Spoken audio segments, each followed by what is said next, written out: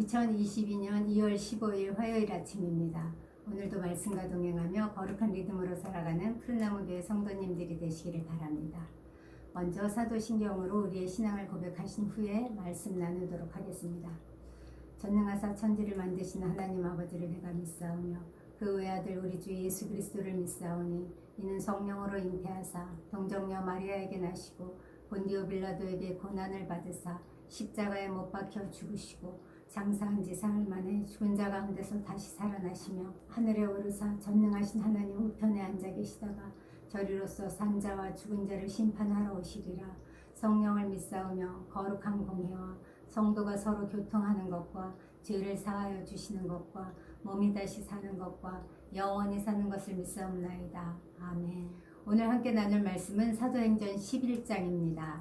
사도행전은 교회의 탄생과 확장에 대한 기록입니다. 예루살렘에서 탄생한 교회는 6장부터 9장까지 유대와 사마리아로 확장되더니 9장 32절부터 마지막 장인 28장까지는 본격적으로 이방인들을 향해 확장되어 로마에까지 이르는 모습을 보여줍니다. 예수님께서 1장 8절에서 하신 말씀 그대로 이루어진 것입니다. 오직 성령이 너희에게 임하시면 너희가 권능을 받고 예루살렘과 온 유대와 사마리아와 땅끝까지 이르러 내 증인이 되리라. 우리는 사도행전을 보면서 주님의 말씀이 얼마나 신실하게 성취되어 가는지를 확인할 수 있습니다. 우리 주님은 하신 말씀을 반드시 이루시는 분이십니다. 오늘 본문인 11장은 1절로 18절 유대 신자들 간의 논쟁, 19절로 30절 안디옥에서의 바나바와 사울을 통한 선교, 이렇게 두 부분으로 구성되어 있습니다. 그런데 예루살렘에 있는 유대 신자들 간에 무슨 일로 논쟁이 일어났을까요? 놀랍게도 10장에 나온 고넬료와 그의 집의 회심 소식 때문이었습니다. 그들은 이 기쁜 소식을 듣고도 주의 말씀이 이루어져 가는 것을 알지 못했습니다. 오히려 베드로가 무할례자들과 함께 식사를 했다고 그를 비난했습니다. 그러나 실상은 베드로가 무할례자들과 함께 식사한 것을 두고 혼란했다기보다는 이방인에 대한 전도의 타당성에 대한 이의를 제기한 것이라고 볼 수 있습니다. 우리가 하나님의 뜻을 알지 못하면 나도 모르는 새에 하나님을 대적할 수도 있습니다. 힘써 하나님을 알아가기 원합니다. 베드로는 그들에 대해 화를 내거나 변명하지 않고 이 일을 차례로 설명합니다. 이방인 선교에 대해 문제를 제기해오는 그 할례자들을 대상으로 베드로가 매우 정중하고 권위 있게 대하는 모습을 봅니다. 이전에 불같이 급하고 다혈질적인 모습은 찾아볼 수 없습니다. 성령을 경험한 자의 겸손과 성숙을 우리는 여기서 볼 수 있습니다. 베드로는 10장에 나오는 보자기 환상을 다시 한번 차근차근 설명해 줍니다. 이방인 고넬료와의 만남이 하나님의 전적인 주권 아래 있는 하나님의 섭리에 의한 것이었다고 주장하는 것입니다. 15절입니다.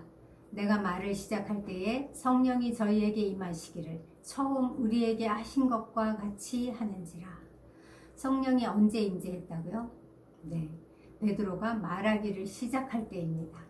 이는 베드로가 설교를 시작할 때 이미 성령이 역사하기 시작해서 설교가 끝날 즈음에는 오순절에 임했던 것과 같은 그 강력한 성령의 임재가 그곳에 있었다는 것입니다. 즉 베드로는 설교 전체를 성령이 주장하셨을 뿐만 아니라 그곳에 듣는 사람들의 심령 하나하나도 성령이 시종일관 주장하셨다는 것을 지금 말하고 있는 것입니다. 이 시간에도 감히 그런 역사가 있기를 소원해 봅니다. 베드로는 이 성령 강림 사건이 처음 베드로와 사도들이 오순절 성령 강림 사건을 체험했을 때와 똑같았다고 말합니다. 유대인들과 이방인의 성령 체험을 동일시하고 있는 것입니다. 그러면서 유대인과 이방인을 구분하지 않고 하나 되게 하신 하나님의 역사를 증거하는 것입니다. 이는 이미 예수님께서 체포되시기 전에 우리가 하나 된 것 같이 그들도 하나가 되게 해달라고 기도했던 그 기도의 성취이기도 합니다. 베드로는 이방인을 기독교인으로 용납하고 세례를 베풀며 공동체의 일원으로 인정하는 것이 이제는 피할 수 없는 하나님의 뜻이라고 못 박으며 내가 누구건데 하나님을 능히 맡겠느냐며 자신은 철저히 하나님의 뜻을 따랐다고 강조합니다. 그러자 베드로에게 비난 섞인 공격을 하던 할례자들도 베드로의 설명을 받아들이지 않을 수 없었습니다. 그들은 베드로가 그 한 설명에 대해서 더 이상 아무런 의의도 제기하지 못했습니다. 오히려 하나님께 영광을 돌렸습니다. 이는 할례자들도 이제 새로운 깨달음의 세계로 들어서고 있음을 보여주는 장면입니다. 베드로가 계속 강조했던 바와 같이 이방인에 대한 성령의 임재는 하나님의 섭리에 의한 것임을 그들도 동의한 것입니다. 그들은 입을 열어 이방인에게도 생명 얻는 회개를 주셨도다 라고 고백했습니다. 베드로가 했을 법한 이 고백을 유대주의 기독교인들이 먼저 말하게 함으로써 하나님께서 이방인들에게 주신 그 구원의 의미를 극적으로 높이는 수사학적인 표현입니다. 이로써 초대교회에 있어온 여러 가지 다른 의견들이 하나로 통합되고 이방인 선교가 확실한 권위와 보증을 받게 된 것입니다. 일단 예루살렘 교회가 고넬료가 유대교로 개종할 필요 없이 회심한 것을 공식적으로 인정하게 되자 교회는 전 세계의 이방인들에게 선교하기 위한 준비를 갖추게 되었습니다. 하지만 여전히 두 가지 장벽이 가로막고 있었습니다. 하나는 지리적인 위치와 다른 하나는 박해였습니다. 이어지는 19절로 30절은 이 두 가지 장벽을 극복하기 위해 하나님께서 어떻게 일하셨는지를 보여줍니다. 하나님은 먼저 박해를 사용해서 사람들을 흩으셨습니다. 흩어진 이들을 사용하여 땅끝까지 복음이 전파되게 하시려고 예루살렘 대신 안디옥을 선교 중심지로 택하셨습니다. 하나님은 7장 스데반의 순교 후 교회에 닥친 박해를 이용해서 예루살렘에만 모여있던 성도들을 이방 나라로 흩으셨습니다. 그들은 흩어진 곳에서 전도를 하다가 박해의 손길이 그곳까지 미치게 되자 또다시 점점 더 멀리 흩어지게 되었습니다. 유대주의자들의 그 박해가 복음을 전 세계로 확산시키는 계기가 되었던 것입니다. 이처럼 하나님의 섭리는 인간이 전혀 상상하지 못하는 방법으로 역사하십니다. 언제나 그렇듯이 우리의 주님은 모든 것을 합력하여 선을 이루시는 분이십니다. 그러니 지금 내 삶에 닥친 어려움으로 너무 낙심하지 마십시오. 여기가 끝이 아닙니다.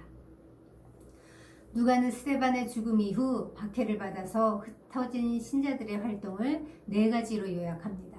첫째, 박해받고 도망간 신자들이 안디옥에 있는 유대인에게만 전도를 합니다. 아직까지 도를 유대인에게만 전했다는 것은 앞에 나온 것처럼 유대 기독교인들이 갖고 있는 이방인들에 대한 편견을 보여줍니다. 둘째, 구브로와 구레네의 신자들이 안디옥에 있는 헬라인에게도 도를 전합니다. 그 중에 몇몇 용감한 사람들이 인종적, 문화적 경계선을 넘어 헬라인에게도 주 예수를 전파하기 시작했습니다. 그들이 이방인들에게 복음을 전파할 수 있었던 것은 유대인의 배타적 우월주의를 극복했기 때문입니다. 그들의 선교 활동의 중심은 예수가 주님이시라는 것이었습니다. 이는 좀 더 구체적으로 말하면 예수의 십자가와 부활을 증거했다는 의미입니다. 초대교회 때나 지금이나 복음의 핵심은 우리의 주 대신 예수 그리스도의 십자가와 부활입니다. 셋째, 예루살렘 교회는 안디옥 이방교회에 예기치 않은 사건이 발생했다는 소문을 듣고 바나바를 파송하여 안디옥에서 사역하게 합니다. 바나바가 안디옥에서 가까운 구브로 출신이고 고향 사람들이 안디옥에 많이 있었을 것이라고 가정했을 때 그곳에 파송받는데 바나바만큼 적격인 사람이 없었을 것입니다. 이로써 우리는 예루살렘 교회가 지방교회를 공인하고 합법화하는 권한을 지닌 중앙교회였다는 사실을 알게 됩니다. 누가는 부흥의 원인을 주의 손이 그들과 함께 하심에 라는 표현을 사용해서 설명합니다. 누가가 이 같은 구약적 표현을 그대로 사용한 것은 그들의 이방 선교가 구약에서 역사하신 바로 그 하나님의 능력 안에서 이루어지고 있다는 사실을 강조하기 위한 것입니다. 즉 이방 선교의 정당성을 암시하기 위해서 이 구약적 표현을 그대로 사용한 것입니다. 이처럼 그리스도인은 독자적으로 살아가는 존재가 아닙니다. 주의 손이 함께하는 자들입니다. 우리가 주의 손에 이끌려 복음을 전하고 살아갈 때 수많은 사람들이 믿고 주께로 돌아오는 역사가 있을 줄 믿습니다. 그런 구원의 통로, 축복의 통로로 살아가기 원합니다. 바나바는 이방인의 개종 사건을 하나님의 은혜로 보고 기뻐하며 모든 사람에게 굳은 마음으로 주께 붙어 있으라 라고 권면했습니다. 주께 붙어 있으라. 이 말은 초기 기독교의 중요한 메시지입니다. 예수를 삶의 중심에 두라는 말입니다. 즉 예수가 모든 삶의 원리이며 기준이 되어야 한다는 뜻입니다. 다시 말해서 이 말은 모든 종교적인 율법, 유대교적인 전통, 이것들로부터 자유하여서 그것들을 다 떨쳐내고 오직 중심이신 주인 되신 예수님에게로 돌아오고 오직 예수만을 규범으로 삼고 살아가라는 뜻입니다. 누가는 바나바를 착한 사람이요 성령과 믿음이 충만한 자라고 평가합니다. 그의 착함과 그의 성령 충만한 믿음이 안디옥 교회의 확장을 가속화시켰다는 설명입니다. 우리도 하나님과 사람 앞에 이렇게 칭찬받는 성도가 되었으면 좋겠습니다. 넷째, 바나바가 사울을 데려와서 함께 안디옥에서 사역함으로 그리스도인들이 많아지고 그곳에서 최초로 그리스도인이란 호칭으로 불려지게 되었습니다. 안디옥 교회의 폭발적 성장 때문에 바나바는 도움이 필요했습니다. 안디옥 교회를 바나바 혼자 이끌 수가 없었고 대상이 이방인이었기 때문에 이방인을 위해 부름받은 사울의 도움이 절실히 필요했습니다. 그는 도움을 요청하기 위해 다소에 가서 사울을 찾아서 안디옥으로 데려왔습니다. 이 같은 모습에서 우리는 9장에서 있었던 사건을 기억하게 됩니다. 사울이 회심 후에 예루살렘에 이르러서 거기에 있던 제자들과 어울리려고 했으나 그들은 전에 주를 박해하던 사울이 제자라는 사실을 믿을 수가 없어서 모두들 그를 두려워하고 피했습니다. 그러나 그때 바나바는 사울을 맞아들이고 사도들에게 데려가고 사울이 길에서 주님을 본 일, 주께서 그에게 말씀하신 일, 사울이 다메섹에서 예수의 이름으로 어떻게 담대히 복음을 전했는지 그 일을 그들에게 이야기해 주었습니다. 과연 바나바는 착하고 성령과 믿음이 충만한 사람이었습니다. 그는 인재를 알아보는 눈과 주님의 택하심을 볼 줄 아는 지혜와 믿음의 사람이었던 것입니다. 이렇게 바나바는 사울을 초대교회의 중요한 사역자로 등장시키는데 크게 공헌하게 됩니다. 둘은 안디옥 교회에서 1년간 큰 무리를 가르쳤습니다. 그들은 분명 어떻게 예수님이 구약 성경의 약속들을 성취하신 분이신지를 설명했을 것입니다. 성경은 여기서 믿는 이들을 지칭하는 그리스도인이라는 호칭이 여기서 기원됐다고 이야기합니다. 그때의 제자들이 안디옥에서 처음으로 그리스도인이라 일컬음을 받게 되었기 때문입니다. 그리스도인, 이 단어는 오늘날까지 그리스도인들에게 모든 믿는 이들에게 붙여진 고유한 이름입니다.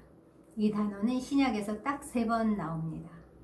이 말은 그리스도를 숭배하는 자들, 그리스도에게 종속된 자들이라는 뜻입니다. 안디옥에 있는 제자들에게 그런 별명이 붙은 것은 그들이 주님을 위한 강한 간증을 지녔다는 뜻입니다.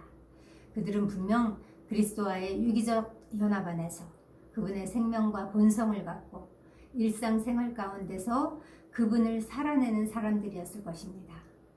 이렇게 안디옥 교회는 타인들로부터 그리스도인이라는 말을 들음으로써 참으로 그리스도를 증명하는 사람임을 인정받게 되고 또 그로 인해서 예루살렘 교회로부터 이방 교회 설립에 대한 정당성을 간접적으로 보증받게 되었습니다.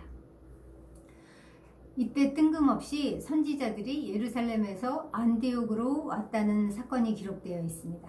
그 중에 아가보라 하는 사람이 천하가 크게 흉년들리라는 예언을 했다고 합니다. 이들이 예루살렘에서 안디옥으로 오게 된 구체적인 이유에 대해서는 우리가 알 수 없습니다. 하지만 이 계시가 예루살렘이 아닌 안디옥에서 주어졌다는 사실이 중요합니다. 이것은 안디옥을 이방인 선교의 전초 기지로서 하나님께서 인정하셨다는 그 적법성 확립의 의미가 있기 때문입니다. 또 그 예언에 대해 안디옥 교회가 예루살렘 교회를 돕기 위해 헌금을 했다는 사실은 이방 교회와 유대 교회와의 우호적인 관계를 시사해 줄 뿐만 아니라 이방 교회 역시 유대 교회와 동일한 기독교 공동체로서의 가치가 인정되었다는 것을 증거하는 일입니다. 이제는 유대와 이방인이라는 이분법적 사고가 사라지고 성속으로 구분짓던 배타주의적 분리주의가 사라진 것입니다. 이방교회의 대표인 바나바와 사울을 통한 헌금을 예루살렘 교회가 받아들임으로써 이방교회가 실제적인 기독교 공동체로 공인되었음을 시사하는 중요한 사건이기 때문입니다. 이렇게 사도행전 11장은 하나님께서 어떻게 유대주의자들의 편견과 선입견을 깨트리고 땅끝까지 복음이 전파되도록 새 일을 행하시는지를 보여줍니다. 주님은 지금도 성령 행전을 계속 써내려가고 계십니다. 그 옛날 안디옥에 일어났던 놀랍고도 큰 역사가 우리 교회에도 나의 삶에도 일어나기를 바랍니다. 우리를 통해서 우리 주변에 있는 수많은 믿지 않는 사람들이 회개하고 돌아오는 이런 부흥이 있으면 참 좋겠습니다. 무엇보다도 먼저 믿지 않는 가족들을 위해 담대하게 주 예수를 전파하십시오. 상황을 보지 말고 주님의 약속의 말씀을 붙잡고 기도하고 찾아가고 섬기고 전하기 바랍니다. 주님께서는 능력의 손으로 우리를 붙들어 주시고 복음이 나아가는 길을 열어주실 것입니다. 핍박을 사용하실 수도 있고 새로운 일과 새로운 처소와 새로운 사람을 사용하실 수도 있습니다. 내 삶이 주께서 써내려 가시는 성령 행전의 한 페이지가 되기를 소망합니다. 기도하겠습니다. 하나님 아버지 감사합니다. 교회와 모든 예배와 그 사역이 정상화되고 우리 앞에 닥친 고난을 이기며 그 사명을 감당하는 저희가 되도록 푸른나무 성도가 되도록 축복하여 주시옵소서. 모이지 못하는 어려움 속에서도 성도들이 주 안에서 모이기를 힘쓰고 주님 연합하여 하나 이방교회와 유대교회가 하나 된 것처럼 하나 되기를 힘쓰는 교회가 되게 하시옵소서. 이 모든 상황 속에서 감사함으로 하나님의 행하시는 그 성령의 행하시는 역사를 주님 우리 삶의 자리에서 경험하는 성도들이 되게 하시옵소서. 그러한 교회가 되게 하시옵소서. 이 일을 행하실 주께 감사드리며 예수님의 이름으로 기도합니다. 지금 기도한 제목 그대로 우리 지체들의 삶 가운데 이 일이 일어나도록 함께 기도하시겠습니다.